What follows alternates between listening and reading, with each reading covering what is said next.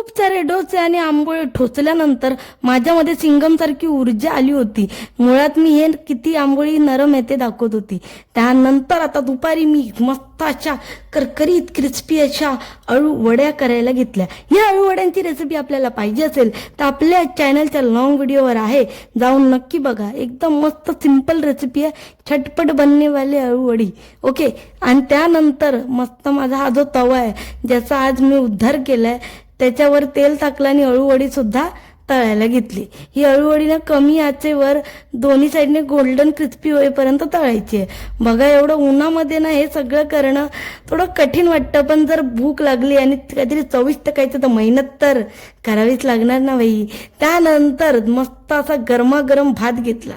घाम तर जातो, पण जेव्हा हे सगळं जेवण सर्व होतं ना, अरे एवढं छान दिसतं ना ताटामध्ये, तेव्हा सगळी मेहनत विसरायला होते आणि मस्त असं पोट भरून जेवायला काय मजा येते. बघा माझं कसं आहे, उन्हाळ्याचं पावसाळ्याचं पण जेवणाला चव नसेल ना तर मी जेवत नाही.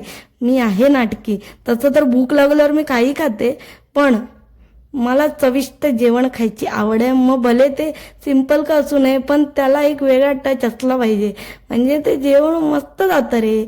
एक दिवस एक डिश तरी अशी एकदम जबरदस्त पाहिजे.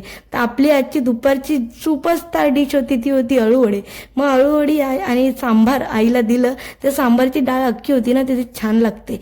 त्यानंतर संध्याकाळी काय करायचं, संध्याकाळी म्हटलं कांदा भजी करूया. अरे सांबार उरलेलं आणि सांबार बरोबर ना भजी खायला मस्त लागेल.